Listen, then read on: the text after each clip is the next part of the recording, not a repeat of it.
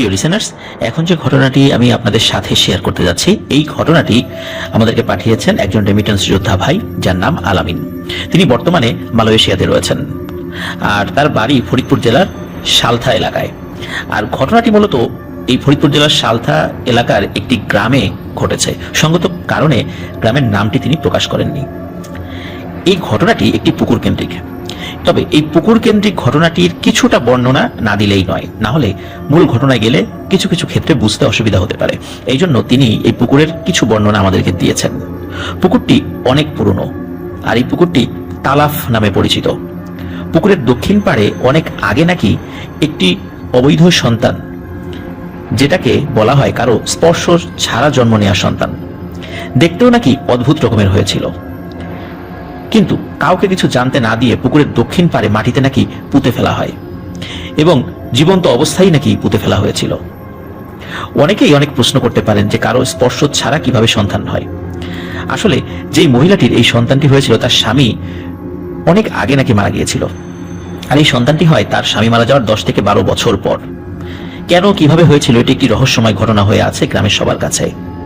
কেউ কেউ মহিলাটির চারিত্রিক অপবাদও দিতে কার্পণ্যবোধ করেননি, বা এটা বলাটা অস্বাভাবিকও নয়, কিন্তু বিভিন্ন আলামত বা বিভিন্ন ভাবে তথ্য উপাত্ত সংগ্রহ করে গ্রামের অনেকেই তারা ভেবেছিলেন যে এটি কোনো প্যারানর্মাল কারণে হয়েছিল। যাই হোক, কি কারণে হয়েছিল বা কোন অবস্থার প্রেক্ষিতে হয়েছিল সেই বিষয়টি জানা যায় না। কিন্তু ওই যে সন্তানটিকে যখন পুকুরের দক্ষিণ পাড়ে মাটিতে জীবন্ত অবস্থায় পুঁতে ফেলা হয় সকলের অগোচরে, এরপর থেকেই নাকি কিছু কিছু ঘটনা সেখানে শুরু হয়। আর এই জন্যই মূলত এই বিষয়টি শুরুতে বলে দেয়া। চলে যাই আমরা মূল বিষয়ে। পুকুরের পূর্ব পাড় দিয়ে ছোট একটি রাস্তা চলে গেছে, যেটা দিয়ে সকলে হাট বাজারে আসা যাওয়া করে। এই পাড় দিয়ে, মানে পূর্ব পাড় দিয়ে মানুষ রাতে একা চলাফেরা করতে পারে না। একা চলাফেরা করতে গেলে নাকি কুকুর বিড়াল তাড়া করে এবং পেছন থেকে ধাক্কা দিয়ে কেউ ফেলে দেয়। কিন্তু কিসে ধাক্কা দিল বা কে ধাক্কা দিল, যদি পেছন দিকে ঘুরে তাকানো যায়, কাউকে কিছু দেখা যায় না, মানে কিছুই দেখা যায় না। আর এই পূর্ব পাড়ে দুটি গাছ রয়েছে। কেউ যখন রাতে হেঁটে যেত গাছের নিচ দিয়ে, তখন মনে হতো গাছের মোটা মোটা ডাল ভেঙে পড়ছে মটমট আওয়াজ করে, আর এই শব্দ হতো পেছন দিকটায়। আর তাই ভয়ে কেউ পেছনে তাকাতো না।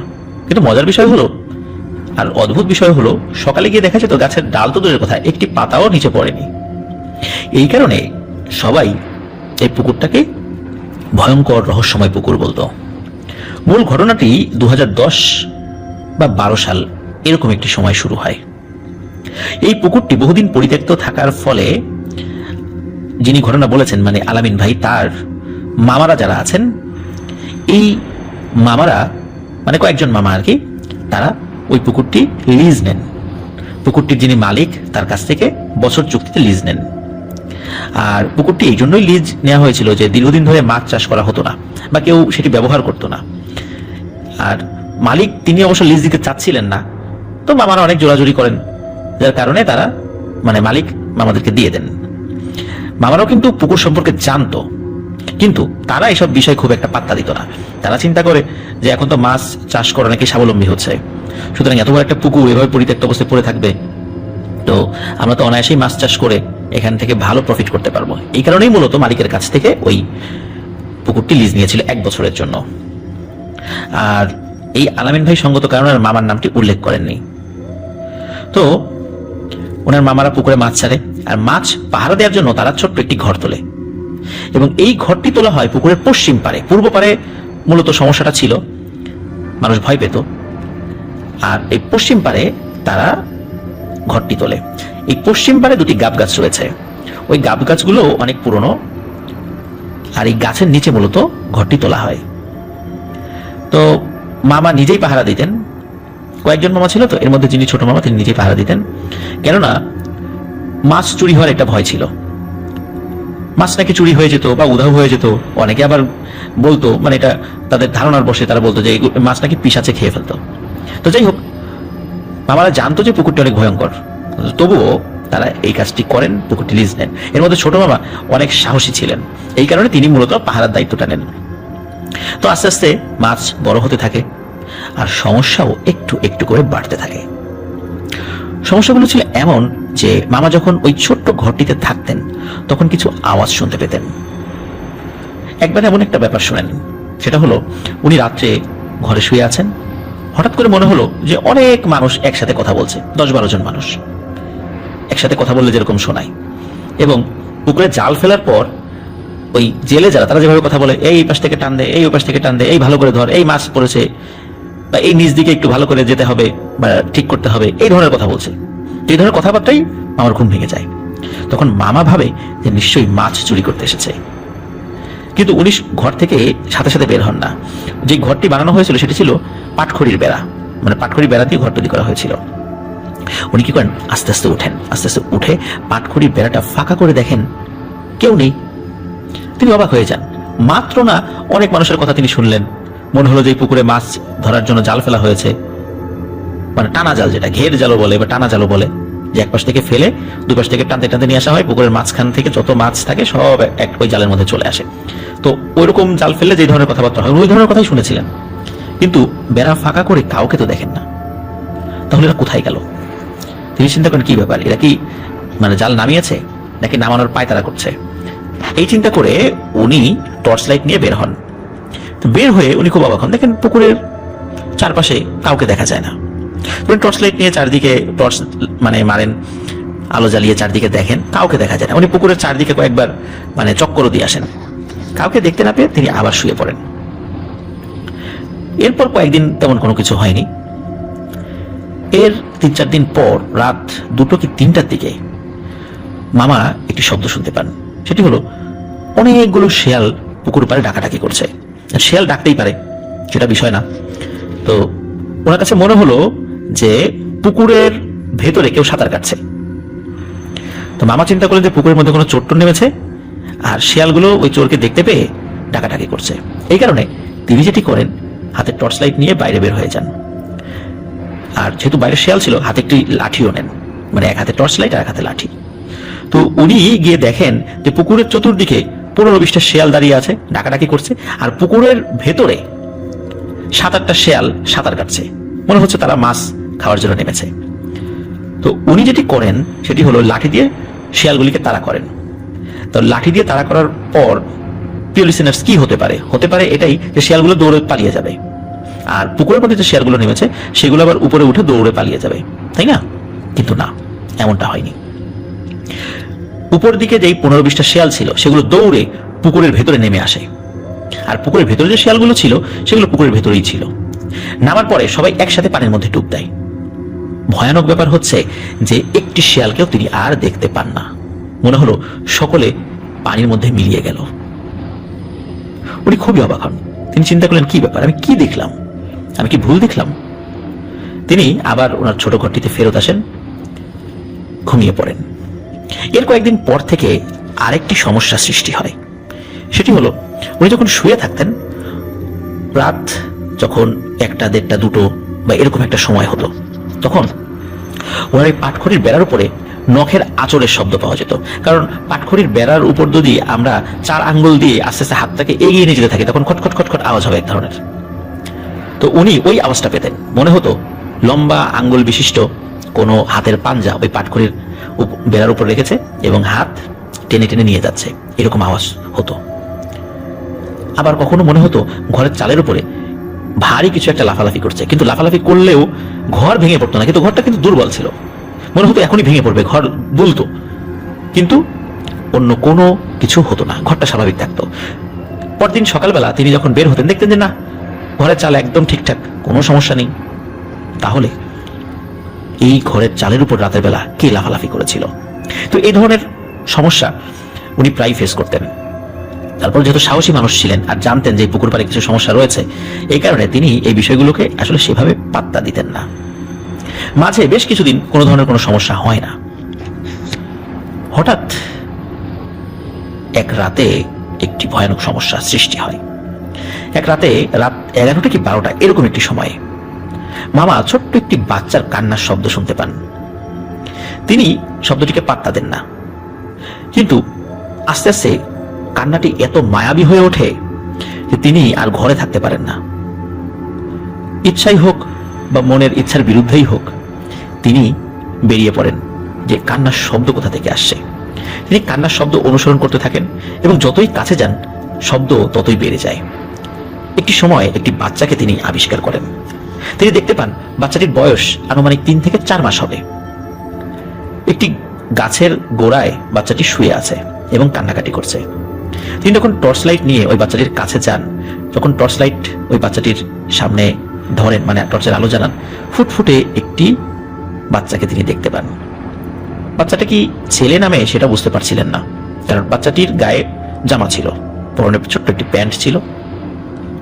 তো যখনই টর্চ লাইট ওই বাচ্চাটির দিকে তিনি ধরেন, তখন ওই বাচ্চাটির কান্না থেমে যায়।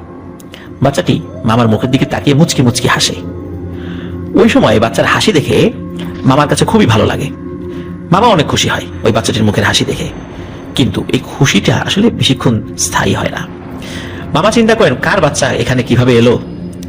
আগে কি হতো, মানে গ্রাম দেশে এখনো হয় যে যেখানে শেয়ালের উপদ্রব বেশি, মাঝে মাঝে কখনো কখনো কোনো ছোট বাচ্চাকে মুখে করে শেয়াল টেনে নিয়ে আসে।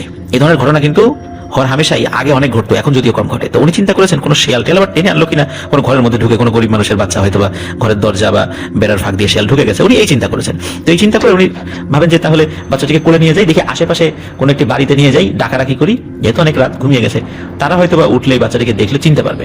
ওই চিন্তা করে তিনি বাচ্চাটিকে কোলে তুলে নেন। কোলে নিয়ে উনি হাঁটতে থাকেন। উনি হাঁটছিলেন, কিন্তু অদ্ভুত একটি ব্যাপার উনি লক্ষ্য করেন। তিনি দেখতে পান ওনার হাতের উপরেই এই বাচ্চাটি আকারে আস্তে আস্তে বড় হয়ে যাচ্ছে এবং কয়েক মিনিটের মধ্যে ওই বাচ্চাটি প্রায় 6 ফিট উচ্চতা ধারণ করে। কিন্তু বাচ্চাটির ওজন কিন্তু বাড়ে নাই, ওজন একই রকম ছিল, কিন্তু উচ্চতা মানে তার হাইট থেকে শুরু করে নিয়ে তার আকার 6 ফিটের মতো হয়ে যায়। এটি বিষয়টা এরকম যে ছোট্ট একটা বাতাস ভরা পুতুল, মানে ছোট্ট একটা পুতুল আমাদের হাতে ছিল বাতাস ছাড়া, ওর ভিতরে আমরা বাতাস ভরছি, ওটা আস্তে আস্তে বড় হচ্ছে। এভাবে বড় হতে হতে 6 ফুট হয়ে যায় প্রায়, মানে মামার বর্ণনা অনুযায়ী। এটা দেখে তিনি প্রচন্ড ভয় পান এবং বুঝতে পারেন যে তিনি বিশাল এক বিপদে পড়ে গেছেন। এটি কোনো স্বাভাবিক বাচ্চা না। বাচ্চাটিকে হাত থেকে ফেলে দিয়ে তিনি ওনার বাড়ির দিকে দৌড়াতে থাকেন এবং জোরে জোরে দৌড়াদৌড় করতে থাকেন। এক পর্যায়ে বাড়ির উঠোনে পৌঁছে এক চিৎকার দিয়ে তিনি অজ্ঞান হয়ে যান। বাড়ির সবাই তাকে এভাবে অজ্ঞান অবস্থায় পড়ে থাকতে দেখে তাড়াতাড়ি জ্ঞান ফেরানোর চেষ্টা করে। জ্ঞান যখন ফেরত আসে তখন তার সাথে কি ঘটেছে এইসব বিষয় তিনি সবার সাথে শেয়ার করেন। পরদিন ভালো একজন হুজুরের কাছে তাকে নিয়ে যাওয়া হয়। হুজুর পানি পড়ে দেন, ঝাড়ফুঁক করে দেন এবং মামাকে এটাও বলে দেন যে তিনি যেন রাতের বেলা কখনো ওই পুকুরে আর না যান। যদি যান তার মৃত্যু পর্যন্ত হতে পারে, কারণ ওই পুকুরে অনেক খারাপ কিছু একটা বসবাস করে। এই ধরনের কথা হুজুর বলেছিলেন। তো হুজুরের কাছ থেকে আসার পর দিনকাল ভালোই যাচ্ছিল। উনি দিনের বেলা যেতেন, সন্ধ্যার আগে চলে আসতেন। আর এটা উনি চিন্তা করেন যেহেতু এই পুকুরটি হন্টেড, অনেকেই জানে গ্রামের, সুতরাং কেউ রাতের বেলা চুরি করতে আসবে না, মানে মাছ চুরি করার সাহস পাবে না। তাই তিনি ওই পাহারার যে ব্যাপারটা সেটি আপাতত দিচ্ছিলেন না। এইভাবে মাসখানেক চলে যায়, সবকিছু স্বাভাবিক লাগে তার কাছে। তখন মামা ভাবলেন যে আচ্ছা, ভয়ের ঘটনা তো কন্টিনিউ ঘটতেই থাকে, তাই বলে কি সবসময় ঘটবে? অনেকবার তো ঘটলই, এবার থেকে অনেক সতর্ক হয়ে যাব, সুতরাং যাই, মাছ পাহারা দিতে যাই। অবশ্য এটার কারণও ছিল, কারণ তিনি ভাবছিলেন যে পুকুরের মাছ সত্যি সত্যি মনে হয় কমে যাচ্ছে, নিশ্চয়ই আমি পাহারা দিচ্ছি না, এই সুযোগে কেউ চুরি করে নিয়ে যাচ্ছে। এই কারণে তিনি আবারও সাহস করে ওই পুকুরের কাছে তার যে ছোট্ট ঘরটি ছিল সেখানে গিয়ে পাহারা দেওয়ার সিদ্ধান্ত নেন। পরিবারের সকলে তাকে নিষেধ করে, কিন্তু তিনি সেই নিষেধ শোনেন না। হয়তোবা ওই সিদ্ধান্তটাই তার জীবনের সবচেয়ে বড় একটি ভুল ছিল। তিনি চলে যান। পরের দিন সকালে তিনি বাসায় ফিরছিলেন না। এটা দেখে ওনার বাড়ির সবাই ভাবে হয়তো রাত জেগে পুকুর পাহারা দিয়েছে, তো তাই সকালে ঘুম থেকে উঠতে অনেক সময় লাগছে। কিন্তু বাসার সবাই খেয়াল করলো দুপুর গড়িয়ে বিকেল হয়ে যাচ্ছে, কিন্তু তিনি তার বাসায় ফিরছেন না। এই কারণে মামার বাসা থেকে কয়েকজন লোককে পাঠানো হয় যে যাও ওই পুকুরের কাছে গিয়ে দেখো ওর কি অবস্থা। তো লোকজন গিয়ে দেখে যে ওই যে পুকুরের পাশে ছোট্ট ঘরটি রয়েছে, ওই ঘরের মধ্যে মামা অচেতন অবস্থায় পড়ে আছে। সবাই তাকে ধরাধরি করে বাসায় নিয়ে আসে এবং জ্ঞান ফেরায়। তো জ্ঞান ফেরার পর থেকে মামা আর স্বাভাবিক থাকেন না। দেখা যায় তিনি কারোর সাথে কথা বলছেন, মানে আনমনে কথা বলছেন, মনে হচ্ছে তার সামনে কেউ আছে, হাসছেন, কখনো মন খারাপ করছেন, কখনো রেগে যাচ্ছেন। আর তাকে যে খাবার দেওয়া হয় তিনি সেই খাবার খাচ্ছেন না। জোর করে যদি খাওয়ানো যেত তাকে, তার বমি হয়ে যেত। আর তিনি একা একা কথা বলেই যাচ্ছিলেন। আর বাসায় থাকা অবস্থায় হঠাৎ হঠাৎ করে মনে হতো তিনি উধাও হয়ে গেছেন। 5-7 কিলোমিটার দূরে গিয়ে তাকে পাওয়া যেত। আর ওই সময়টা তো মোবাইল ফোনের ব্যবস্থা তো ছিলই, 2010-12 সালের দিকে অনেকেই ফোন করতো যে এই ওকে এখানে পাওয়া যাচ্ছে বা দেখা গিয়েছে, তখন বাড়ির লোকজন গিয়ে তাকে নিয়ে আসতো। বড় বড় হুজুর কবিরাজ তাকে দেখানো হয়েছিল, কিন্তু কোনো লাভ হচ্ছিল না। একজন খুব ভালো মানের হুজুর বলেছিলেন যে মামার উপর অনেক বয়স্ক এবং শক্তিশালী একটি জিন ভর করেছে, যাকে তাড়ানোর সাধ্য কারণেই, এবং এই জিনটি তার ক্ষতি করবে, হতে পারে তার মৃত্যুর কারণও। এই জিনটি তাকে হয়তোবা কৌশলে মেরে ছাড়বে। যাই হোক, মামাকে অনেক ভাবে দেখে শুনে রাখা হচ্ছিল। আস্তে আস্তে তিনি আবার স্বাভাবিক হওয়া শুরু করেন, মানে বেশ স্বাভাবিক হয়ে যান। সকালে মনে করেন হয়তোবা, কারণ তারা তো চেষ্টা করে যাচ্ছিলেন, বিভিন্ন হুজুরের কাছে নিয়ে যাচ্ছিলেন, ডাক্তারও দেখাচ্ছিলেন, তারা চিন্তা করতেন হয়তোবা তিনি সুস্থ হয়ে গেছেন। এর মধ্যে কি হয় যে মামার বড় ভাই, মানে আলামিন ভাইয়ের বড় মামা, তিনি ধান ক্ষেতের জন্য কীটনাশক কিনে নিয়ে আসেন, যেটাকে আমরা বিষ বলি আর কি, পোকামাকড়ের জন্য যে বিষ, এটা মানুষ খেলে কি অবস্থা হবে বুঝতেই পারছেন। তো ওই বিষ এনে তিনি ঘরে রেখেছেন। ওই রাত্রে কি হয়, মানে যেই রাত্রে বিষ তিনি এনেছেন, ওই রাত্রে এই মামা, উনি মানে ছোট মামা, তিনি বিষ খেয়ে ফেলেন। আসলে কোনো ধরনের ঝগড়াঝাটি নাই, কিচ্ছু নাই, উনি গিয়ে বিষ খেয়ে ফেলেছেন। কেন এটা খেলেন এটি কেউ জানে না।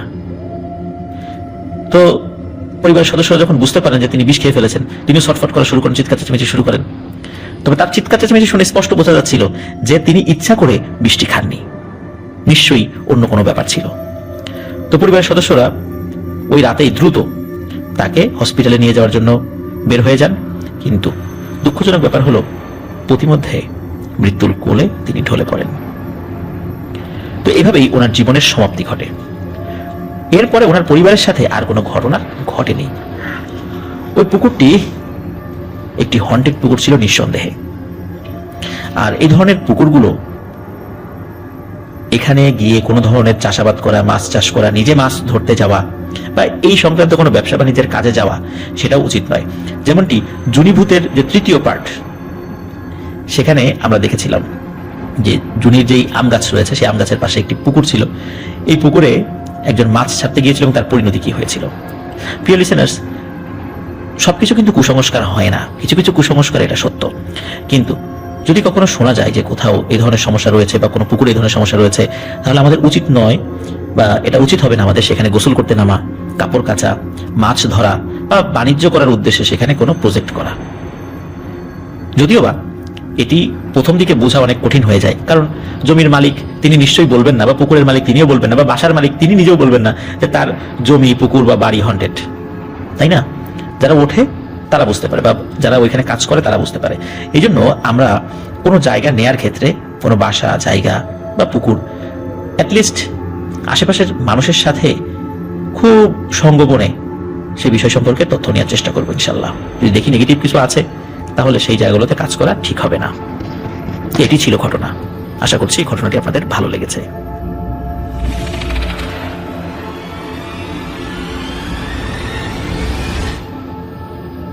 প্রিয় লিসেনার্স, এখন যে ঘটনাটি আমি আপনাদের সাথে শেয়ার করতে যাচ্ছি, এই ঘটনাটি ব্রাহ্মণবাড়িয়া জেলার নবীনগর এলাকা থেকে আমাদেরকে পাঠিয়েছেন প্রান্ত। আর ঘটনাটি তিনি তার এক দাদির কাছ থেকে সংগ্রহ করেছেন। ঘটনাটি তিনি 2018 সালে শুনেছিলেন। 2018 সালে ওনার বাবার মা, অর্থাৎ ওনার আপন দাদি বার্ধক্যজনিত কারণে মারা যান। ওনার শ্রাদ্ধতে ওনার এই মানে আত্মীয়া, মানে ওনার দাদির ভাইয়ের স্ত্রী আসেন, মানে যে দাদির কাছ থেকে উনি ঘটনাটি সংগ্রহ করেছেন। তো শ্রাদ্ধর পরদিন একটা কথা প্রসঙ্গে ভৌতিক টপিকটা আসে। তখন ছোটরা বসেছিলেন ওনার সাথে, তখনই উনি ঘটনাটি বলেছেন। ওই দাদির বয়স মোটামুটি 65 মতো ছিল। ওনার বাবার বাড়ি কুমিল্লার মুরাদনগরে। ঘটনাটা হয়েছে ওনার বাবার বাড়িতেই। ওনার বাবা ও কাকা মুরাদনগরের একটি গ্রামে থাকতো। ওনারা মোটামুটি উচ্চ মধ্যবিত্ত পরিবার ছিলেন। ওনার কাকার 3 ছেলে, এর মধ্যে ছোট ছেলের নাম ছিল অরুণ। আর এই অরুণ ছিল অনেক রাগী এবং একরোখা। তার সাথে সবাই হিসাব করে কথা বলতো। খাবার কিংবা কাপড় যদি পছন্দ না হতো এবং যদি তাকে কেউ বকাবকি করতো, মানে ছোটখাটো কারণে সে বাসা ছেড়ে চলে যেত। আর ঘটনাটি সূত্রপাত হয় 1975 সালের মাঝামাঝি কোনো একটা সময়। আর আগেকার দিনে তো আসলে মানুষরা এই সাল এতগুলো বিষয়ের আসলে নিখুঁত হিসাব রাখতো না, এই কারণে এক্সাক্ট টাইম আসলে বলাটা অনেক কঠিন, এই কারণে উনিও বলতে পারেননি এবং সেটাই উল্লেখ করেছেন আর কি আমাদের কাছে। যাই হোক, ওই অরুণের বাবার কুটির শিল্পের বিজনেস ছিল। একটা সময় কি হয়, অরুণের বাবার ব্যবসায় মন্দা চলছিল, মানে ভালো যাচ্ছিল না ব্যবসা, আগের মতো আয় হচ্ছিল না। আর এই কারণে অরুণের বাবার মন মেজাজ খুব মানে রুক্ষ ছিল। একদিন অরুণ তার বাবাকে বলে টাকা লাগবে, আর এমন টাকা চায় ওই সময়ের প্রেক্ষাপটে সেটা মোটামুটি অনেকই বলা চলে। এমনিতেই ওনার বাবার মেজাজ খুব খারাপ, তারপর অরুণ বারবার টাকা চাওয়াতে তিনি অনেক রেগে যান, অনেক গালিগালাজ করেন ছেলেকে, অকর্মণ্য, অপদার্থ, এইভাবে তাকে বলেন আর কি। তো অরুণ রাগ করে না খেয়ে ওই রাত্রে ঘুমিয়ে পড়ে। এখন তাদের বাড়ির একটু বর্ণনা না দিলেই নয়, সেটা হলো এই প্রান্ত, যিনি তার দাদির বাবার বাড়ি ও অরুণদের বাড়ি একই সাথে। অরুণদের দুইটা ঘর ছিল, তার বড় ভাই ঢাকায় থাকতো, একটা ঘরে অরুণের বাবা মা ও মেজো ভাই থাকতো, এবং আরেকটায় অরুণ ও অন্য টুকটাক কাজ চলতো ওই ঘরে আর কি, খাওয়া দাওয়া বা অন্যান্য কাজ। তো ওই রাত্রে সবাই ঘুমিয়ে পড়ে। সকালে একটা চিৎকার শুনে সবাই দৌড়ে যায়, গিয়ে দেখে অরুণ বাড়ির সামনে পুকুরের পাড়ে একটি আম গাছ ছিল, সেই আম গাছে গলায় দড়ি দিয়ে সুইসাইড করেছে। ওর মা বাবা কান্নাকাটি শুরু করে এবং সেটাই স্বাভাবিক। বাবার সামান্য কিছু কথায় মনে কষ্ট পেয়ে সে সুইসাইড করে, তাকে সৎকার করা হয়। আর এই প্রান্তর যেই দাদি, যিনি ঘটনাটা আর কি বলছেন আর কি, তিনি ওই অরুণের ঝুলন্ত লাশটা দেখেছিলেন। শক্ত দড়ি দিয়ে সে ফাঁস দিয়েছিল, জিহ্বাটা অনেকখানি বের হয়ে গিয়েছিল। আর এখন থেকে শুরু হয় আসল ঘটনা। ওনাদের পুরো বাড়িতে থমথমে পরিবেশ বিরাজ করছিল। বিশেষ করে অরুণের রুমটা নাকি অনেক ঠান্ডা ছিল। কেন এমনটা ছিল? সকলের প্রশ্ন ছিল সেটা। আর রাতে ওনাদের বাড়ির আশেপাশে হাঁটার শব্দ আসতো, কেউ যেন উঠোন বা বাড়ির চারপাশ দিয়ে হাঁটছে। কিন্তু এত রাতে গ্রামে কিন্তু কারো আসারই সম্ভাবনা নেই। একদিন অরুণের মেজো ভাই রাতে বাসায় ফিরছিল, বাড়িতে ঢোকার পথে সেই আম গাছটা। সে অন্যমনস্ক হয়েছিল, হঠাৎ উপর থেকে আওয়াজ আসে, ভাই আমারে নিয়ে যা, আমার অনেক কষ্ট হইতেছে। আর তার মুখমণ্ডল ছিল ফাঁসি দেওয়ার পর যেমন হয় ঠিক সেই রকম, ভয়ঙ্কর একটি হাসি দেয়। আর মেজো ভাই এই সবকিছু দেখে চিৎকার করে ঘরের দিকে দেয় দৌড়, বারান্দায় এসে অজ্ঞান হয়ে পড়ে যায়। সে অজ্ঞান হওয়ার আগেই কিন্তু অরুণকে দেখেছিল খুব ভালোভাবেই, কারণ বাড়িতে আসার পরেই তো সে অজ্ঞান হয়ে গিয়েছিল। বাড়ির সদস্যরা তাকে জ্ঞান ফেরানোর চেষ্টা করে, জ্ঞান ফেরো, তাকে গোসল করানো হয়। ওর যখন মানে চিৎকার খুব প্রকট হয়েছিল, মানে এত জোরের চিৎকার দিয়েছিল, আশেপাশে প্রতিবেশীরাও চলে এসেছিল। আর প্রতিবেশীদের মধ্যে একজন ছিলেন আলেম, তিনি পরামর্শ দেন ওই গাছটা কেটে ফেলো, এসব ঘটনা আরো হবে কিন্তু। তো আলেমের পরামর্শে গাছটি কেটে ফেলা হয়। ঠিক পরদিনই স্থানীয় মন্দিরের একটি পুরোহিত, তিনি ওই পরিবারকে পরামর্শ দেন যে অরুণের পিণ্ড দান করতে হবে, ওর আত্মা নাকি শান্তি পাচ্ছে না।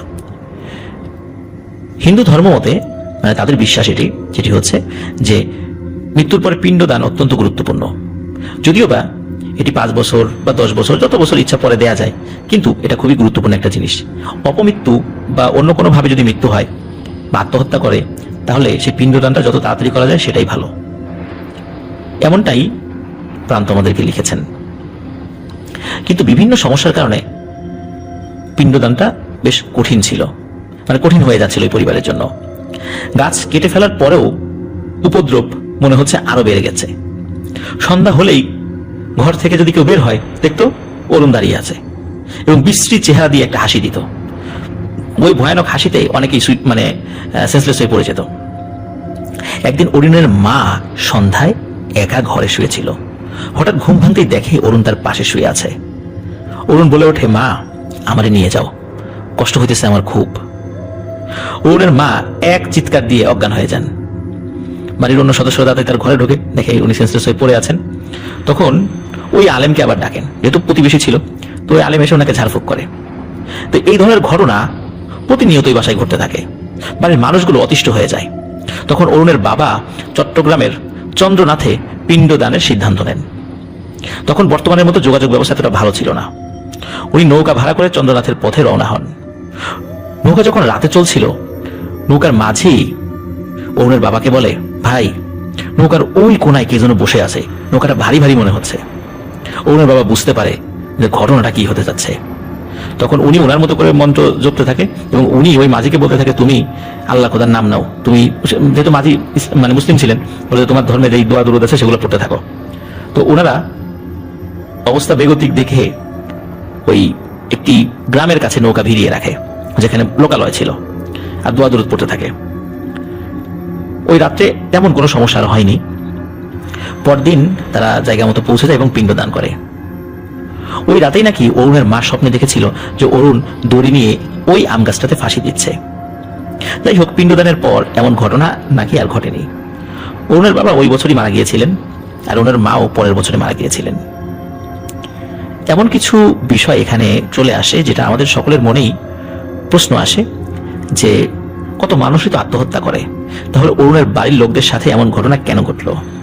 আর এই প্রশ্নের উত্তরটা খুঁজতে গিয়ে প্রান্ত নিজেই ইন্টারনেটে অনেক ঘাটাঘাটি করেছেন বলে উল্লেখ করেছেন এবং একটি ধর্মীয় গ্রুপেও তিনি পোস্ট দিয়েছিলেন। সেখান থেকে তিনি জানতে পারেন সেটা হলো যে নির্দিষ্ট কিছু তিথি থাকে, ওই তিথিতে যদি কেউ মারা যায় তাহলে এমনটা হতে পারে।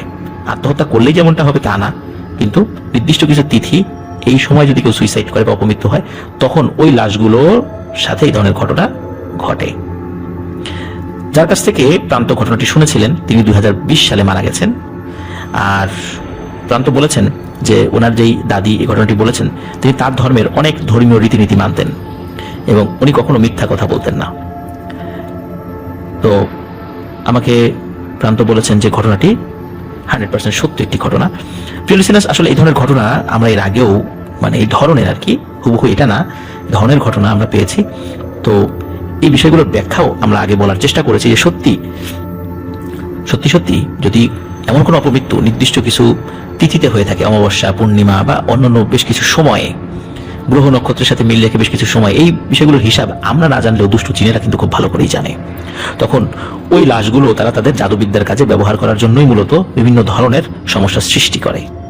হয়তোবা অরুণের সাথেও এমনই ঘটনা ঘটেছিল যে অরুণ এমন সময় সুইসাইড করেছিল, তখন হয়তোবা কোনো একটা নির্দিষ্ট সময় ছিল যার কারণে তাকে নিয়ে এই ধরনের ঘটনার সূত্রপাত হয়েছিল।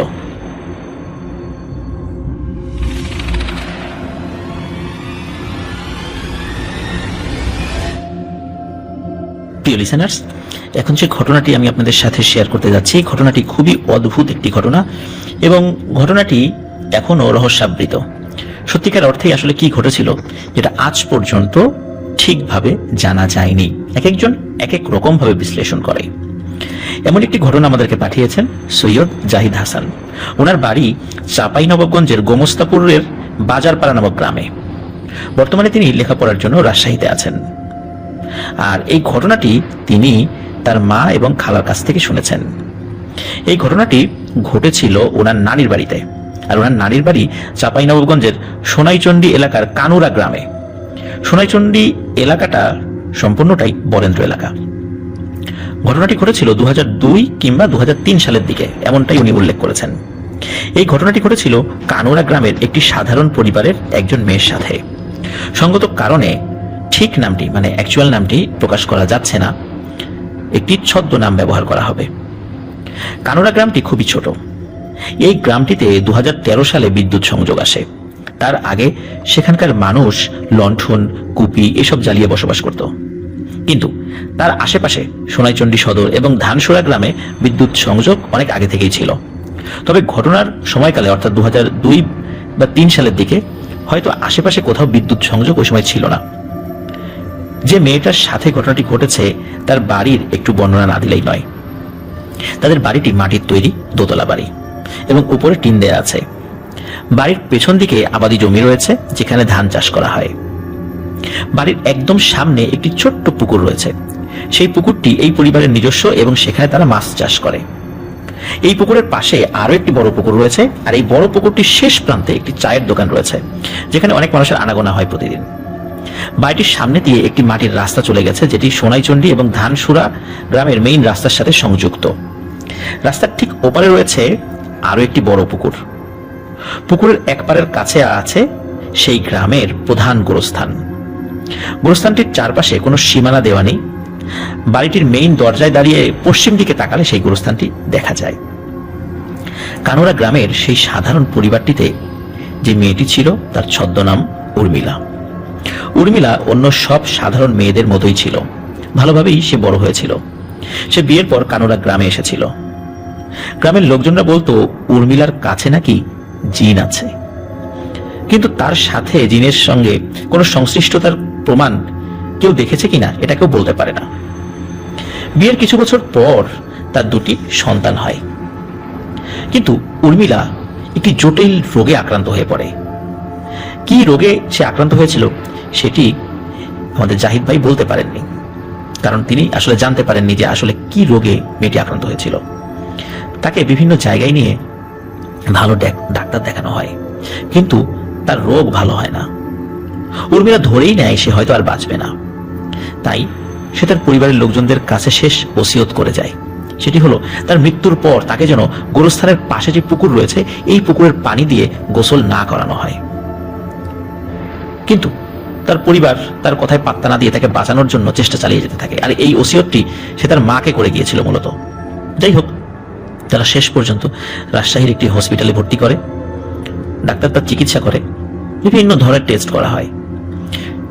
সেখানকার ডাক্তার একটি সিদ্ধান্ত নেন, পরিবারের সাথেও সেই কথা বলেন, পরিবারও রাজি হয়। সেটি হলো ওই ডাক্তার তাকে ইনজেকশন দিয়ে অজ্ঞান করতে চায়, কিন্তু উর্মিলা ডাক্তারকে অনেক অনুরোধ করে যে তাকে যেন অজ্ঞান না করা হয়। সে নাকি ডাক্তারের পায়ে পর্যন্ত ধরেছিল, কিন্তু ডাক্তার বলেছিল এই ইনজেকশনটা না দিলেই নয়, এটা আপনার জন্য খুবই জরুরি। কিন্তু উর্মিলা সেটি মানতে রাজি ছিল না। যাই হোক, পরিবারের সম্মতি সাপেক্ষেই ডাক্তার শেষ পর্যন্ত তাকে ওই ইনজেকশনটি দিয়ে অজ্ঞান করে। কিন্তু সমস্যা দেখা দিল যে দীর্ঘ সময় পার হয়ে গেলেও তার জ্ঞান ফিরছিল না। ডাক্তার উর্মিলার পরিবারের লোকজনকে বলেন উর্মিলাকে বাড়ি নিয়ে যান এবং 24 ঘন্টা রাখুন। এই 24 ঘন্টার মধ্যে যদি জ্ঞান না ফেরে তাহলে ধরে নিতে হবে সে মারা গেছে। কিন্তু উর্মিলার পরিবার ভেবে নেয় যে উর্মিলা মারা গেছে, তাই তারা তাকে হসপিটাল থেকে বাড়ি নিয়ে চলে আসে। ঘন্টাখানেক পরে তারা সব আত্মীয় স্বজনকে খবর দিয়ে দেয়, এমনকি মসজিদের মাইকেও ঘোষণা করা হয় যে উর্মিলা মারা গেছে। সিদ্ধান্ত নেওয়া হয় সেদিন রাতেই উর্মিলাকে দাফন করা হবে। আত্মীয় স্বজনরা সবাই এসে উপস্থিত হয়। দাফনের জন্য সব কার্যক্রম শুরু করা হয়। উর্মিলা তার শেষ ওসিয়তের কথাটা যেহেতু তার মাকে বলেছিল, কিন্তু মেয়ের মৃত্যু এবং পারিপার্শ্বিক অবস্থার কারণে তিনি কথাটি ভুলে গিয়েছিলেন। কারণ মেয়ের মৃত্যুর কারণে তিনি এতটা শোকে আচ্ছন্ন ছিলেন এবং এতটা কষ্ট পেয়েছিলেন যে এই বিষয়গুলো আসলে তার মাথায় তখন কাজ করেনি। যেহেতু তার ওসিয়তটা কাজ করেনি, ফলে তাকে কবরস্থানের পাশের সেই পুকুরের পানি দিয়ে গোসল করানো হয়, যে পুকুরের পানি দিয়ে গোসল করাতে সে বারণ করেছিল। কেন বারণ করেছিল এটা কেউ বলতে পারে না, এবং সে কাউকে বলেও যায়নি। রাত 10টার সময় তার জানাজা হয় এবং স্বাভাবিকভাবেই তাকে দাফন করা হয়। এখানে কোনো অদ্ভুত রকমের ঘটনা ঘটেনি, মানে তাকে দাফন করার আগ পর্যন্ত। দাফন করার পর সবাই তো বাড়িতে ফেরত আসে। ওই রাতেই উর্মিলার স্বামী স্বপ্নে দেখে যে উর্মিলার লাশ কবর থেকে তুলে তাদের বাড়ির বাইরের দরজার সামনে ফেলে রাখা হয়েছে। স্বপ্ন দেখার সাথে সাথে তার ঘুম ভেঙে যায়। তিনি তার স্বপ্নের ব্যাপারে বাড়ির অন্যান্য লোকজনদেরকে বলেন। অন্য সব আত্মীয় স্বজনরা বলেন সকালে গিয়ে কবর ঠিকঠাক আছে কিনা দেখে আসা হবে, এখনকার মতো তুমি ঘুমিয়ে যাও। সেদিনকার মতো সবাই ঘুমিয়ে পড়ে। পরদিন ভোরবেলা কবরটি দেখতে যাওয়া হয়। কবরের কাছে গিয়ে সবাই একটি ভয়ানক জিনিস দেখে, যেটি দেখার জন্য কেউ প্রস্তুত ছিল না। সবাই দেখে যে কবরের মাথার অংশটুকু মাটি নেই, এবং সেখানে যেই বাঁশ দেওয়া হয়েছিল, যেই অংশটিতে মাথার অংশটি মূলত চাটাই দেওয়া হয়েছিল, সেই চাটাইয়ের অংশ বিশেষ নেই। হাতে টর্চ লাইট সবাই নেয় এবং টর্চ লাইট নিয়ে আসে, কারণ আলো থাকলেও তো, মানে সূর্যের আলো থাকলেও তো কবরের ভেতরে দেখা যাচ্ছিল না। টর্চ লাইট মেরে দেখা যায় যে কবরের মধ্যে কোনো লাশ নেই, কিন্তু কাফনের কাপড়টি কবরের ভেতরেই পড়ে আছে। কবরের অন্যান্য অংশ একদম অক্ষত আছে। বাড়ির লোকজনদেরকে খবর দেওয়া হয়, সবাই সেখানে চলে আসে। খবরটা জানাজানি হলে আশেপাশের বাড়িগুলো থেকে অনেক মানুষজন এসে সেখানে উপস্থিত হয়। সবাই মিলে লাশ খুঁজতে থাকে, লাশ গেল কোথায়। খোঁজার এক পর্যায়ে লাশটি পাওয়া যায় ওই কবর থেকে বেশ অনেকটা দূরে একটি ধানের জমির মাঝখানে। সে সময় জমিতে ধান লাগানো ছিল না, লাশটি উপর হয়ে মাটিতে পড়েছিল। লাশটিকে সোজা করলে দেখা যায় লাশের চোখ থেকে তাজা রক্ত গড়িয়ে পড়ছে। এ সময় পরিবারের লোকজনেরা লাশটি কাউকে দেখতে না দিয়ে বাড়িতে নিয়ে চলে আসে, কারণ ওই অবস্থা আসলে কাউকে দেখানোর মতো ছিলও না। কিন্তু খবরটি চারদিকে যখন জানাজানি হয়ে যায়, দূর দূরান্ত থেকে অনেক মানুষ এসে জমা হয়। সবার চাপের মুখে পরবর্তীতে লাশ দেখাতে বাধ্য হয় উর্মিলার পরিবার। কবরটি আবার খোঁড়া হয়, মানে যে কবরে তাকে দাফন করা হয়েছিল সেটি। উর্মিলার স্বামী কবর থেকে কাফনের কাপড় তোলার জন্য কবরে নামেন, কিন্তু এখানে ঘটে একটি অদ্ভুত ঘটনা। কবর থেকে কাফনের কাপড় তোলা যাচ্ছে না, কাপড়টি কবরের সাথে শক্তভাবে লেগে আছে। এই অবস্থায় আশেপাশের যেই গ্রাম ছিল, সোনাইচন্ডী হাটের যে মসজিদ একটা আছে, সেই মসজিদের ইমাম, তারপর ধানসুরা কেন্দ্রীয় মসজিদের ইমাম, এবং ওই গ্রামের যে মসজিদ রয়েছে, ওই মসজিদের সবচেয়ে বড় যে মসজিদ রয়েছে, ওই মসজিদের ইমামকে খবর দেওয়া হয়। 3 জন ইমাম একত্রে অনেক দোয়া দরুদ পড়তে থাকেন। তারা 3 জন দোয়া পড়া অবস্থায় কবরের মধ্যে নামেন এবং কাপড়টি তোলার চেষ্টা করেন। এবার তারা কাপড়টি তুলতে সক্ষম হন, অনায়াসেই কাপড়টি উঠে আসে। সেদিন ছিল বুধবার। সোনাইচন্ডীতে কেন্দ্রীয় হাট বসে বুধবারে। খবরটি জানার পর হাট থেকে সব মানুষ এসে সেখানে হাজির হয়। সবাই এই ঘটনা নিজ চোখে দেখেছে, এবং এটাই জাহিদ ভাই আমাদেরকে বলেছে যে অনেকে এটি নিজ চোখে নাকি দেখেছে। পরবর্তীতে পুনরায় গোসল দেওয়া হয়, আবার জানাজা পড়িয়ে দাফন করা হয়। এরপর আর কোনো সমস্যা নাকি হয়নি, কিন্তু কবর থেকে যে পাটাতনটি হারিয়ে গিয়েছিল সেটি আর পাওয়া যায়নি। এই ঘটনার পর গ্রামে সবার মুখে বিভিন্ন রকমের কথা ছড়িয়ে পড়ে। কেউ কেউ বলে যে সেই মেয়েটির সাথে থাকা জিনেরা তার লাশটি তুলে বাইরে বের করেছে। আবার কেউ কেউ বলে মেয়েটি হয়তো বেঁচে ছিল, যেহেতু ডাক্তারের কথা অমান্য করে 24 ঘন্টার আগেই তাকে কবর দেওয়া হয়েছিল, তাই হতে পারে যে হয়তো কবরের মধ্যে মেয়েটির জ্ঞান ফিরে এসেছিল। তারপর সে নিজেই কবর ভেঙে বেরিয়ে আসে, তারপর কোনো কারণে সে অসুস্থ হয়ে মারা যায়, মানে স্বাভাবিকভাবে সে মারা যায়। আবার অনেকে বলে কোনো লাশ হয়তো বা লাশ চুরি করতে এসেছিল, কিন্তু কবরের মাত্র একটি পাটাতন খুলে লাশটি নিয়ে গিয়েছিল, আর লাশটি পরবর্তীতে সে নিতে পারেনি। কেউ কেউ বলে যে লাশটি হয়তো বা কোনো শেয়াল বা এই ধরনের কোনো প্রাণী তুলে এনেছিল, কিন্তু কবরের আশেপাশে কোনো জীবজন্তুর পায়ের ছাপ বা আঘাতের, লাশের গায়েও কোনো আঘাতের চিহ্ন পাওয়া যায়নি। আর চোর নিয়ে যাওয়ার যে বিষয়টি বলা হয়েছিল, যে এত ছোট একটি জায়গা করা হয়েছিল, ওই জায়গা দিয়ে আসলে একটি লাশ কোনোভাবে বের করা সম্ভব নয়। আসলে কি হয়েছিল, কেনই বা ওই লাশটি তোলা হয়েছিল, এই বিষয়টি আজও ওই গ্রামের একটি রহস্যাবৃত বিষয়। এক একজন এক এক রকম ভাবে সেটি বলেন। আসলে কি হয়েছিল সেটি কেউ ভালো করে বলতে পারে না, যেহেতু এটি ওই সময় একটি আলোচিত বিষয় ছিল। এই কারণে সৈয়দ জাহিদ হাসান ভাই তিনি এই ঘটনাটি আমাদেরকে পাঠিয়েছেন।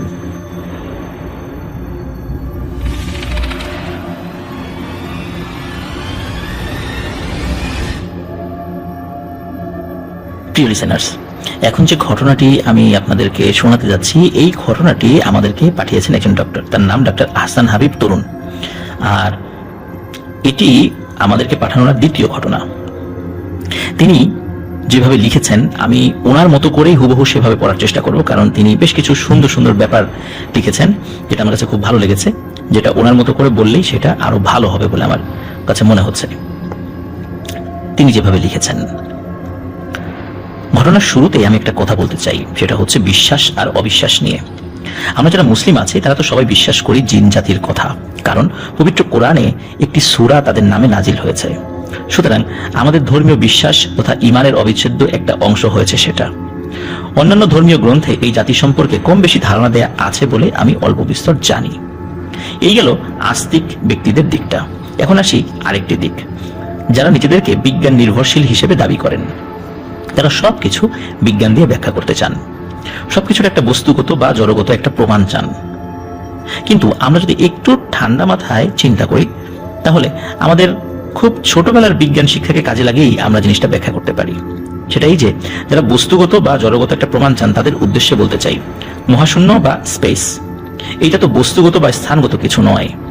এটাকে না চোখে দেখা যায় না হাতে ধরা যায়, তবু এটা 100% বৈজ্ঞানিকভাবে প্রমাণিত যে স্পেস রয়েছে। এখন পর্যন্ত কি একজন অস্বীকার করতে পারবেন যে বস্তুগত বা জড়গত কোনো প্রমাণ নেই, এই জন্য স্পেসকে অস্বীকার করা যাবে? একই সাথে চোখে দেখা বা কানে শোনার কথায় আসি। আমরা জানি আমাদের শ্রাব্যতার একটা পাল্লা আছে, সেটা আমরা সবাই জানি যে 20 থেকে 20,000 হার্জ। এর মানে হচ্ছে কোনো ব্যক্তি এর চেয়ে উচ্চ বা নিম্ন মাত্রায় কোনো শব্দ তিনি শুনতে পারবেন না। একটা উদাহরণ হচ্ছে, আমরা সবসময় বলি কুকুর অনেক প্যারানর্মাল জিনিস বুঝতে পারে। কুকুরের শ্রাব্যতার পাল্লা কিন্তু মানুষের চেয়ে অনেক বেশি।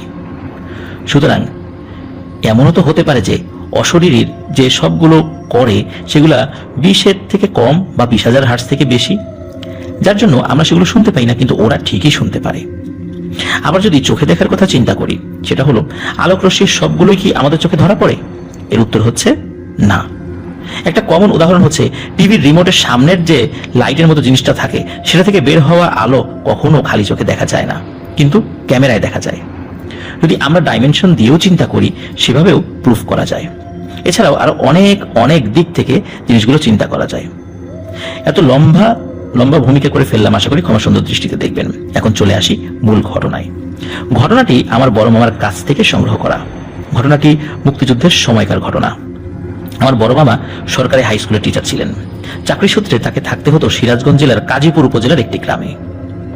বলে রাখা ভালো, সেই এলাকাটি চরাঞ্চল এবং সেই সময় নৌকাই ছিল একমাত্র বাহন। মামা সেই এলাকায় যাবার পর টুকিটাকি কাজের জন্য স্কুলের দপ্তরই তাকে সাহায্য করতেন।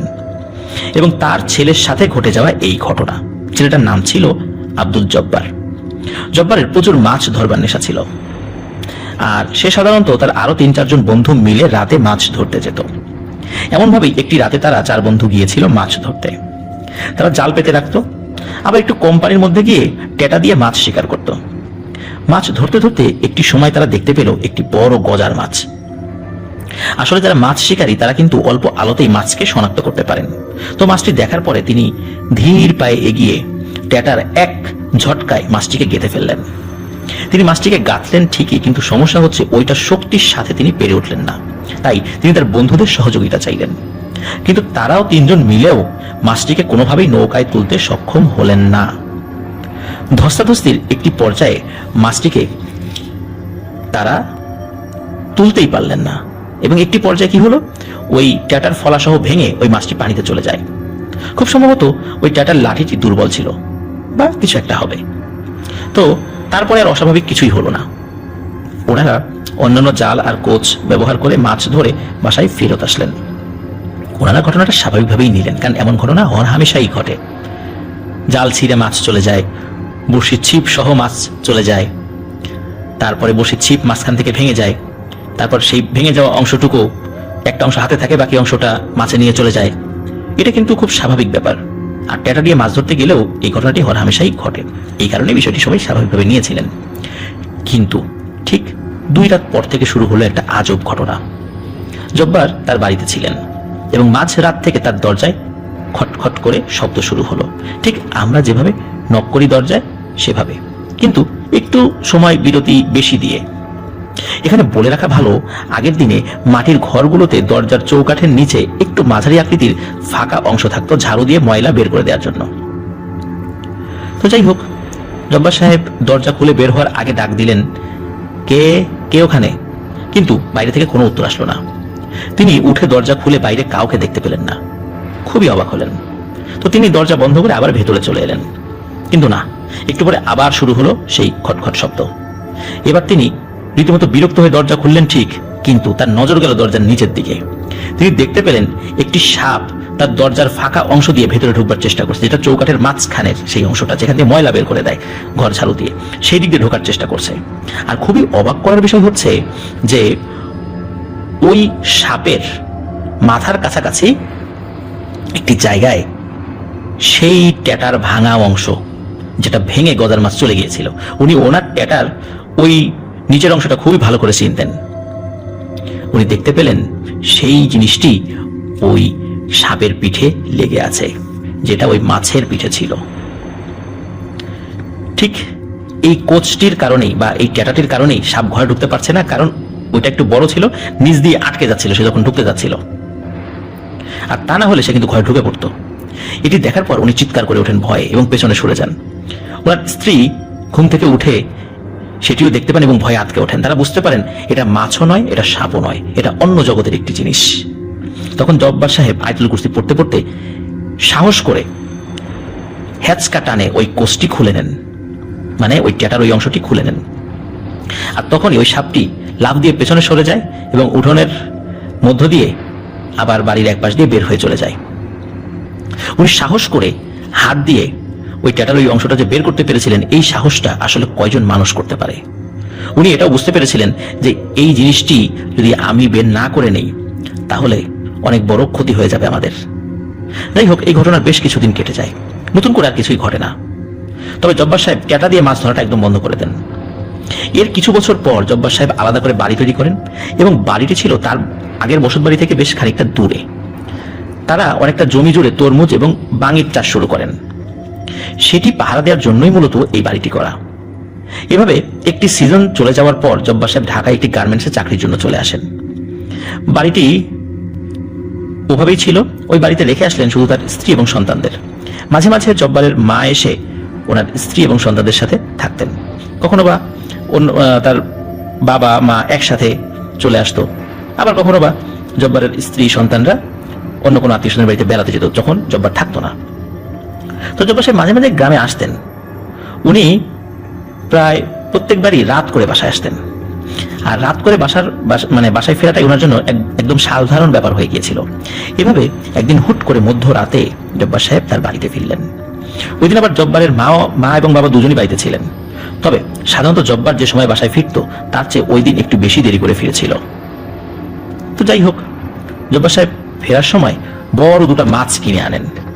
এটাও স্বাভাবিক ছিল যে উনি বাড়ি ফেরার সময় প্রায়শই এই কাজটি করতেন, যে মাছ কিনে নিয়ে আসতেন।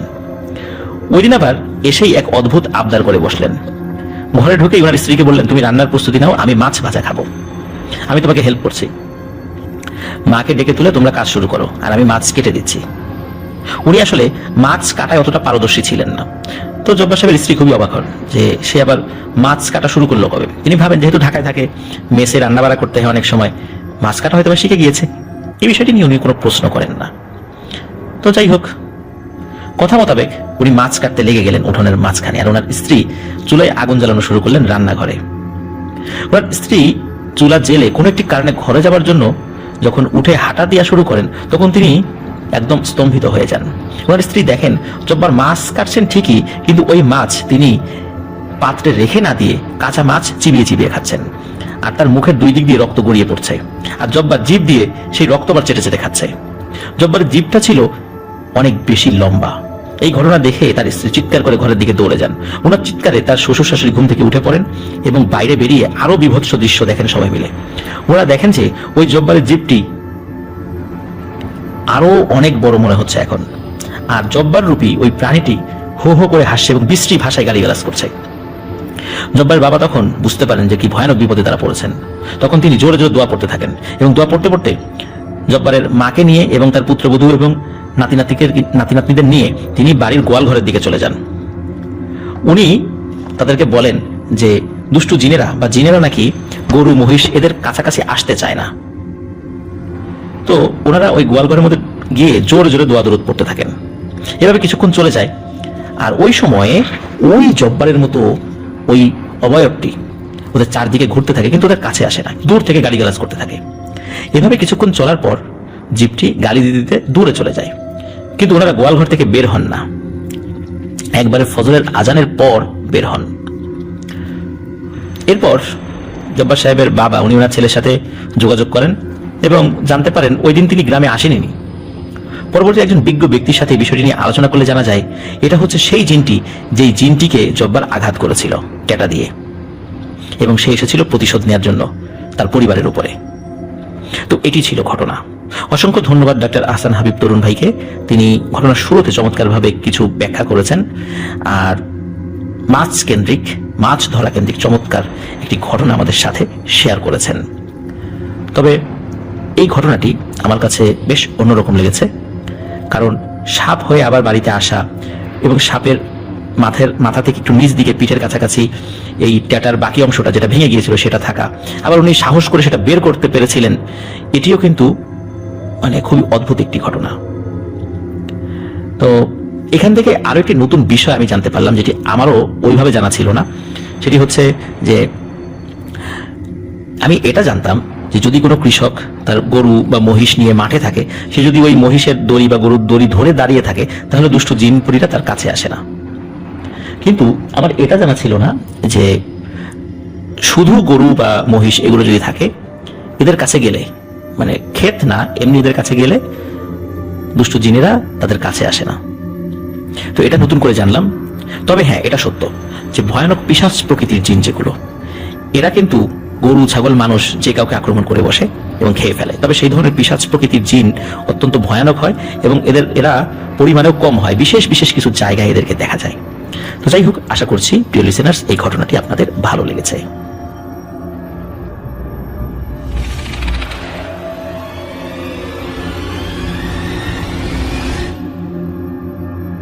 প্রিয় লিসেনার্স, এখন যে ঘটনাটি আমি আপনাদের সাথে শেয়ার করতে যাচ্ছি, এই ঘটনাটি একই সাথে শিক্ষণীয় এবং ভয়ঙ্কর।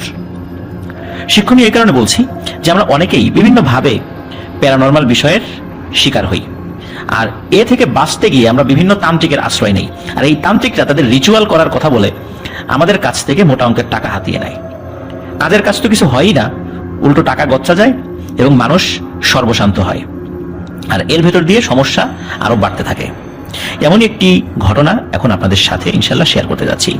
ঘটনাটি যিনি আমাদেরকে পাঠিয়েছেন, আমাদের একজন লিসেনার, তার নাম হচ্ছে মোহাম্মদ নয়ন। বর্তমানে তিনি কোরিয়াতে থাকেন।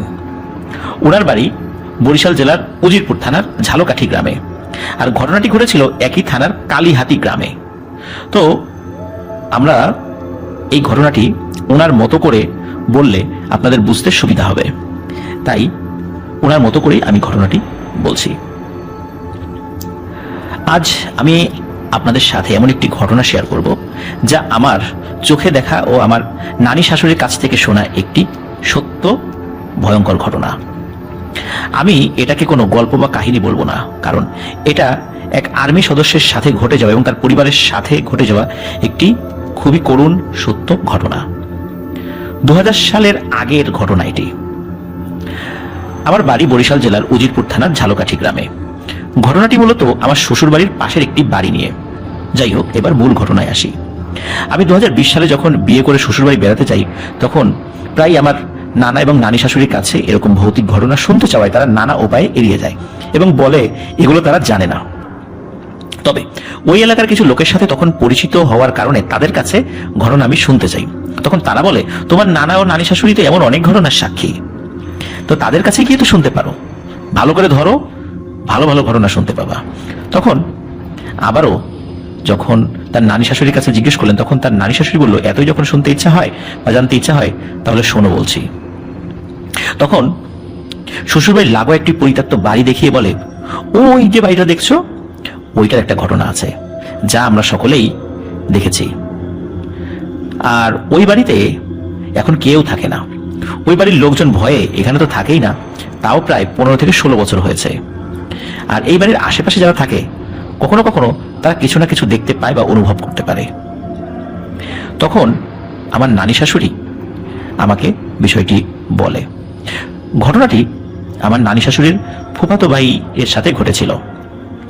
যখন সে আর্মিতে যোগদান করে তখন বেশ কয়েকবার সে মিশনে যাওয়ার সৌভাগ্য হয়েছিল, আর মিশনে গেলে মোটামুটি ভালোই টাকা পয়সা ইনকাম হয়।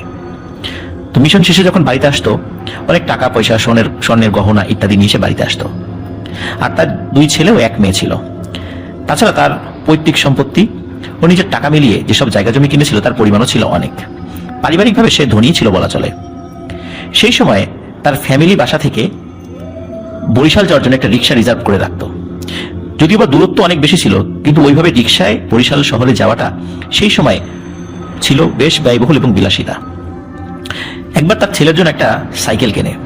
সেটি আনতে তখন একটি ট্রাক ভাড়া করে বাসা পর্যন্ত আনে। সেই সময় একটা সাইকেল আনার জন্য ট্রাক ভাড়া করে নিয়ে আসা, এটি আসলে একটা বিলাসিতা ছাড়া কিছু নয়। এত টাকা পয়সার মালিক হওয়ায় তখন সে একটা বাড়ি করার সিদ্ধান্ত নেয় এবং বাড়িটা একটা কাবিল মাদ্রাসার সামনে নির্মাণ করে, মাদ্রাসা থেকে কিছুটা সামনে। কেউ কেউ বলে ওই বাড়িটা নাকি শয়তানের নাকের উপর করায় কেউ ওই বাসায় থাকতে পারে না। শয়তানের নাক বলতে যে জায়গায় বাড়িটা করা হয় তা ত্রিভুজ আকৃতির ছিল। যখন তারা নতুন বাড়িতে ওঠে তখন স্বাভাবিক অবস্থায় দোয়া, দুরুদ এবং মানুষের মধ্যে মিষ্টি বিতরণ করে সবার সাথে সুসম্পর্ক বজায় রেখে এবং সবার সাথে পরিচিত হয়ে তারা সেখানে ওঠে। ঘটনা শুরু হয় ওই বাড়িতে ওঠার মাসখানেক পর থেকে। শুরুর দিকে মোটামুটি কিছু স্বাভাবিকই যাচ্ছিল, কিন্তু কয়দিন আর সেভাবে যাবে।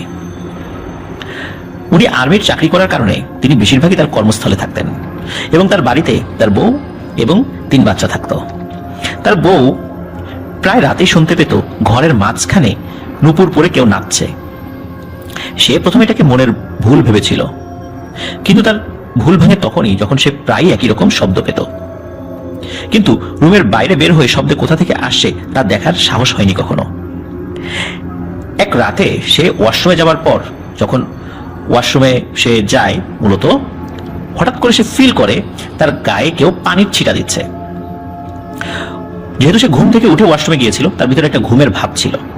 শুরুর দিকে পানির ছিটাটাকে সে পাত্তা দেয়নি বা ভুল ভেবেছিল, কিন্তু পরে আবারও যখন পানির ছিটা আসলো, তখন ঘাড় ঘুরিয়ে তার পেছনে সে একটি ভয়ানক জিনিস দেখতে পায়। সে দেখতে পায় বামন আকৃতির 3 থেকে 4 ফুট উচ্চতার একটি কুচকুচে কালো লোমশ এক প্রাণী তাকে লক্ষ্য করে পানি ছিটাচ্ছে তার হাত থেকে। সে এটাও লক্ষ্য করে যে ওই জিনিসটা সবকিছু মানুষের মতো থাকলেও শরীরের লোম এবং হাতটা ছিল কুকুর বা বিড়ালের মতো, এবং সে অনবরত পানি ছিটাচ্ছে এবং তার দিকে ভয়ানক দৃষ্টিতে তাকিয়ে আছে এবং হিহি করে হাসছে। এমনটা দেখার পর সে চিৎকার দিয়ে ওখানেই সেন্সলেস হয়ে পড়ে। কিন্তু আশেপাশে বাড়িঘর থাকলেও সেটি কিছুটা সাইডে ছিল এবং বাচ্চারা ছিল ঘুমিয়ে, আর সে ছিল ওয়াশরুমের ভেতরে, যার কারণে সে সেখানেই সেন্সলেস হয়ে পড়েছিল। কেউ তাকে উদ্ধার করতে পারেনি বা কেউ বোঝেওনি। পরদিন সকালে তার জ্ঞান যখন ফেরে, তখন সে নিজেই ওয়াশরুম খুলে দৌড়ে বাইরে বের হয় এবং সে আমার নানি সহ, মানে নানি শাশুড়ি সহ আশেপাশের লোকজনকে তার সাথে ঘটে যাওয়া গত রাতের ঘটনা বলে। ওই দিন থেকে তার প্রচন্ড জ্বর আসে এবং সে তার স্বামীকে ফোন দেয়। সে বলে এই বাড়িতে বাচ্চা কাচ্চা নিয়ে আর সে থাকবে না। আর আপনাদেরকে আগেই বলেছিলাম যে সে হচ্ছে আমার নানি শাশুড়ির ফুফাতো ভাই হয় সম্পর্কে, মানে ওই ভদ্র মহিলার হাজবেন্ড। ওই সময় আমার নানি শাশুড়ি বলে এগুলো কিছু না, আর তুমি যখন এতবার বলছো আগেও নাকি নুপুরের শব্দ পেয়েছো, তাহলে এক কাজ করি, আমি তোমার সাথে রাতে ঘুমাবো। এটা বলে সে তাকে অভয় দেয়। আমার নানা শ্বশুর কামিল মাদ্রাসার নৈশ প্রহরী হওয়ায় সে রাতে মাদ্রাসায় ঘুমাতো। নানিরও বাসায় একা একাই ঘুমাতে হতো, আর সেজন্যই তার সাথে তার বাসায় থাকবেন বলে নানি তাকে আশ্বস্ত করে। নানি রাতের খাওয়া দাওয়া শেষ করে তার বাসায় চলে যায় এবং বাড়ি বেশি দূরে না হয় সে রাতের খাবার খেয়ে প্রতিদিনই তার বাসায় ঘুমাতে যেত। আর তার যাওয়ার কারণ ছিল ওই বাড়িতে ছোট ছোট বাচ্চা আছে, যদি রাত্রে তারা কোনো কারণে ভয় পায় সেজন্যই সে এভাবে যেত। কয়েকদিন ঘুমানোর পর সে নুপুরের আওয়াজ শুনতে পেলেও অন্য কোনো ভৌতিক কিছু সে টের পায়নি, মানে আমার নানি শাশুড়ি টের পায়নি। হঠাৎ করে একদিন সে বাড়ির সামনে একটা রুমে ঘুমিয়ে থাকার সময় টের পায় বাসার উঠোন কেউ মনে হচ্ছে ঝাড়ু দিচ্ছে। শুরুতে মনে করে এত রাতের বেলা, রাত তখন 2-3টা বাজে, উঠোনকে ঝাড়ু দেবে, মনে হয় মনের ভুল। কিন্তু সে স্পষ্ট বুঝতে পারছিল একটি শলা দিয়ে শুকনো উঠোন ঝাড়ু দিয়ে যেরকম শব্দ হয় সেই শব্দ হচ্ছিল। তার মনে তখন সন্দেহ জাগে যে এত রাত্রে বাড়ির উঠোনকে ঝাড়ু দেয়। সে কৌতূহলবশত জানালার ফাঁকা দিয়ে উকি মেরে জ্যোৎস্নার আলোয় দেখে যে খুব স্পষ্টভাবে জ্যোৎস্নার আলোতে দেখা যাচ্ছে 3 থেকে 4 ফুট কুচকুচে কালো একটা জিনিস উপর হয়ে শুয়ে ঝাড়ু দিচ্ছে। এভাবে শুয়ে কিন্তু কেউ ঝাড়ু দেয় না, কিন্তু ওই জিনিসটি উপর হয়ে শুয়ে এক হাতে ঝাড়ু নিয়ে সে ঝাড়ু দিচ্ছে। খুবই অদ্ভুত একটি দৃশ্য। এটা দেখার পর আমার নানি শাশুড়ি খুব ভয় পেয়ে যায়। সে জানালা বন্ধ করে দেয় এবং ঘরে শুয়ে থাকে এবং দোয়া দরুদ পড়তে থাকে। পরদিন সে ওই বাড়িতে আর না থাকার সিদ্ধান্ত নেয় এবং সে বলে যে ভালো একটা ওঝা ডাকো এবং বাড়ি বন্ধ করো। আর সে যেটা দেখেছে সে কাউকে ওই সময়ে বলেনি, কারণ সে যেটা দেখতে পেয়েছিল সেটা বললে ওই বাড়ির সদস্যরা আরো ভয় পেত। তো যখন আমার নানি শাশুড়ির ফুফাতো ভাইকে ফোন করে জানানো হয়, তখন তিনি ছুটি নিয়ে বাড়িতে আসেন এবং তিনি কিছুদিন বাড়িতে থাকার পর একই সমস্যা অনুভব করে। যথারীতি সবার কথায় এক ওঝাকে ডাকা হয় এবং ওঝা আসার পর ওঝা বলে এটা অনেক কঠিন কাজ এবং সে এই কাজের জন্য মোটা অঙ্কের টাকা দাবি করে। তার কাছে, মানে আমার নানি শাশুড়ির ফুফাতো ভাইয়ের কাছে, মানে যিনি আর্মিতে চাকরি করতেন, টাকা তেমন সমস্যা না হওয়ার কারণে সে তার সব কথাতেই রাজি হয়ে যায় এবং ওঝা বলে এই কাজে আস্ত কালো একটি গরু, 3টি নদীর পানি, একটি হুতুম পেঁচা এবং 4টা মাটির পাতিল লাগবে। যথারীতি সবকিছু জোগাড় করতে পারলেও হুতুম পেঁচা জোগাড় করতে বেশ বেগ পেতে হয়, যদিও বা অবশ্যই সেটা জোগাড় হয়েও যায়। সে যখন ওঝাকে ফোন দিয়ে বলে যে সে সবকিছু তার কথা অনুযায়ী ম্যানেজ করে ফেলেছে, ওঝা একদিন সন্ধ্যায় তার কাজ করবে বলে তাকে জানায় এবং সে সময় বলে দেয় যে কখন এই কাজ তিনি করবেন। আমার নানি শাশুড়ির ফুফাতো ভাইয়ের বউ ওই ঘটনার পর এসব ওঝার কাজ টাজ আর দেখবে না বলে সে তার বাচ্চা কাচ্চা নিয়ে বাপের বাড়ি চলে যায় এবং তার হাজবেন্ডকে বলে তুমি এই কাজগুলো করো, সবকিছু ঠিকঠাক করো, পরে আসবো প্রয়োজনে। তো যাই হোক, যথারীতি সময় হয়ে যায়। ওঝা একদিন বিকেলে তার বাসায় উপস্থিত হয় এবং এইসব কাজ তার বাড়ির উঠোনে হবে বলে জানায়। বাড়ির মালিকও তার সব কথায় রাজি হয়ে যায়। তারপর চলে তার খারাপ আত্মা তাড়ানোর কাজ। এই ঘটনা দেখার জন্য এলাকার অনেক লোক তাদের ওই উঠোনে জড়ো হয়। 2 বা 3 জন লোককে ওই ওঝা উঠোনে একটি কবর খুঁড়তে বলে এবং সে তার রিচুয়াল চালিয়ে যাচ্ছিল। সে কবর খোঁড়ার কথা বললেও ওটা একটা বড় গর্তের আকার ধারণ করে। তারপর তন্ত্রমন্ত্র শেষ হবার পর আস্ত গরুটাকে জবাই করে ওই গরুর রক্ত 4টা মাটির পাতিলে রেখে পলিথিন দিয়ে মুখ বন্ধ করে দেয় এবং তারপর মাটির পাতিলগুলো গর্তের ভেতরে রেখে বাড়ির 4 কোণায় পুঁতে দেয়। মানে বাড়ির 4 কোণায় 4টা গর্ত করা হয়েছিল, সেই মাটির পাত্রগুলো মানে পাতিলগুলো সেখানে পুঁতে দেওয়া হয়েছিল এবং বাড়ির উঠোনের মাঝখানে আস্ত গরুটাকে, যেখানে বাড়ির উঠোনের মাঝখানে কবরের মতো করে খোঁড়া হয়েছিল, যদিও সেটা একটা গর্ত হয়ে গিয়েছিল, সেই আস্ত গরুটাকে কবর দেওয়া হয়। আর ওই যে পেঁচা মানে হুতুম পেঁচা, সেই পেঁচাটার পাখায় গরুর কিছু রক্ত লাগিয়ে তা পরের দিন ভোরবেলা ছেড়ে দিতে বলে। কিছুদিন পর বাড়ির মালিক তার বাড়ির সৌন্দর্য নষ্ট হওয়ার কারণে, বিশেষ করে ওই উঠোনের কারণে বাড়ির সৌন্দর্য নষ্ট হয়ে যাওয়ার কারণে ওই উঠোনের গর্ত করা অংশ সহ পুরো উঠোনটা সিমেন্ট, ইট ও বালু দিয়ে ঢালাই করে দেয়। তারপর কয়েক মাস সবকিছু ঠিকঠাক থাকার পর আবারও সেই খারাপ আত্মা বা জিন, যেটাই বলি না কেন, সেটি আরো ক্ষিপ্ত হয়ে যায় এবং এবার সে রাতের বেশিরভাগ সময় তাদেরকে ভয় দেখাতে শুরু করে। বিভিন্ন ধরনের ভয়, টিনের চালে ঢিল মারা, বাড়ির উঠোনে নুপুর পরে নাচানাচি করা, উঠোন ঝাড়ু দেয়া, উঠোনে হাঁটাহাঁটি করা, এগুলো খুব সাধারণ একটি ব্যাপার হয়ে দাঁড়ায়। এরপর অনেক ওঝা ফকির দেখানোর পরও এর থেকে কোনোভাবেই মুক্তি পাওয়া যাচ্ছিল না। এভাবেই চলতে থাকে, কিন্তু ওই বাড়িতে আর কেউ থাকতে পারে না। ভুতুরে বাড়ি হিসেবে চারদিকে পরিচিত হয়ে যায়। আর্মির চাকরির শেষে রিটায়ারমেন্টের যে টাকা পেয়েছিল, সেই টাকাও এই ওঝা ফকির দেখিয়ে আস্তে আস্তে শেষ হতে থাকে। প্রিয় লিসেনার্স, আপনারা নিশ্চয়ই বুঝতে পারছেন একজন সরকারি চাকরিজীবী রিটায়ার্ড করার পর কেমন টাকা পয়সা পায়। সবকিছু শেষ করার পর তার আর্থিক অবস্থা আরো খারাপ হয় এবং এক পর্যায়ে তার নিজের কেনা জমি, পৈতৃক ভিটা, জায়গা ইত্যাদি বিক্রি করতে থাকে। ওই বাড়িটার কথা গ্রামের সবাই জানার কারণে বাড়িটি অনেক কম মূল্যে অন্য এলাকার একজনের কাছে বিক্রি করে এবং সে চট্টগ্রামের কোনো এক জায়গায় চলে যায়। তার বয়স হয়ে যাওয়ার কারণে বিভিন্ন রকম রোগে সে আক্রান্ত হয়। চিকিৎসার জন্য তার জমানো টাকা প্রায় পুরোটাই শেষ হয়ে যায়। কিছুটা সুস্থ হয়ে যাওয়ার পর তিনি গার্মেন্টসে চাকরি নেন পাহারাদার হিসেবে। আর তার এক মেয়ের বিয়ে হয়ে যায়। 2 ছেলে কিছুটা শিক্ষিত হওয়ার কারণে পাবনার কোনো একটি জায়গায় ভালো চাকরি হয়ে যায়। 2022 সালে আবারও দেশে বেড়াতে যাওয়ার পর ওই বাড়ির বড় ছেলের সাথে দেখা হয় এবং পরিচয় হয় আমার। আমি তাকে এই ঘটনা জিজ্ঞাসা করলে সে এড়িয়ে যায় এবং বলে এগুলো কিছু না। এই কথা বলার পর আমি তাকে বলি এগুলো যদি কিছুই না হয় তাহলে তারা কেন ওই বাড়িতে বসবাস করে না? সে বলে সময় হলে তারা আসবে, আবারও বসবাস করবে। কিন্তু সমস্যায় যদি না থাকতো তাহলে 15-16 বছরেও তারা একবারের জন্য ওই বাড়িতে কেন আসেনি? আর বেড়াতে আসলে অন্য আত্মীয়দের বাড়িতে 2-1 দিন থেকে চলে যায়। তবে আমি ওখানে বেড়াবার সময় বা বেড়াতে যখন গিয়েছি তখন সকালে বাসাটার দিকে তাকালে তেমন কিছু অনুভব না করলেও রাতে যদি তাকাই কেমন যেন গা ছমছম করে। আমার শ্বশুরবাড়ি ওই বাড়িটার মাঝখানে, খুব বেশি দূরত্ব নয়, কিন্তু আমার শ্বশুরবাড়ির লোকজন রাতে কিছু কিছু শব্দ মাঝে মাঝে শুনতে পায়, যদিও বা তাদের সাথে কখনো কিছু ঘটেনি বা পরবর্তীতে কিছু দেখতে পাইনি। কারণ আমার শ্বশুরবাড়ি ওই ঘটনার পর হুজুর ডেকে বন্ধ করা হয়। ঘটনাটা ভৌতিক কিনা এটা আমি জানি না, তবে এটি একটি সত্য ঘটনা। প্রিয় লিসেনার্স, এই যে ঘটনাটি আমি পড়ে শোনালাম তার মতো করে যিনি পাঠিয়েছেন, এখানে আমি যে বিষয়টি আপনাদেরকে বলতে চাই, যে শিক্ষণীয় যে ব্যাপারটা, সেটা হচ্ছে যে এই ধরনের সমস্যার ক্ষেত্রে রুকিয়া করতে হবে। যিনি ভালো একজন রাকি তাকে ডেকে এনে নিয়ম মাফিক শরিয়া সম্মতভাবে রুকিয়া করতে হবে। এখানে যে তান্ত্রিক এসেছিল সে আসলে জাদু করেছিল। ওই জাদুর ফলে সে আসলে মানে কি করেছিল, কি উদ্দেশ্য ছিল, এটা কিন্তু বোঝা যায় না। ওই বাড়ির ভালো হওয়ার পরিবর্তে আরো খারাপ হয়েছে। কারণ এই ধরনের কাজ করে জিন ভূত তাড়ানো যায় কিনা এটা আমি জানি না। এতে করে জিন ভূতের উপদ্রব আরো বাড়ে। কারণ এভাবে গরু জবাই করে রক্ত এইভাবে দেয়া, এটা নিশ্চয়ই শরিয়া সম্মত কোনো ব্যাপার না, এটা আপনারা প্রত্যেকেই বুঝতে পারছেন। এই কারণে আমি বলি, এইভাবে কোনো তান্ত্রিক কবিরাজ ডেকে এনে বাড়ির প্যারানরমাল সমস্যা দূর করার চেষ্টা করবেন না। ভালো কোনো হুজুরের শরণাপন্ন হন, তিনি শরিয়া সম্মতভাবে জাদুবিদ্যা কাটানো, কোরআন এবং হাদিস অনুযায়ী আবার সেই জিনিসটা জানেন, মানে রুকিয়া করতে পারেন। এইভাবে বাড়ির সমস্যাগুলো দূর করার চেষ্টা করতে হবে, কিন্তু কখনোই এভাবে তান্ত্রিক কবিরাজ ডেকে এই সমস্যার সমাধান করতে গেলে দুটো কাজ হবে মূলত।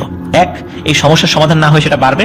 দ্বিতীয়ত হচ্ছে যে আমাদের এই সমস্যার সমাধানের জন্য যখন আরেকজনকে ডেকে এনে তার মুখ দিয়ে তন্ত্রমন্ত্র উচ্চারণ করাবো, তখন ওই কুফরি কালাম উচ্চারণের গোনা আমাদের আমলনামায় লিখিত হবে।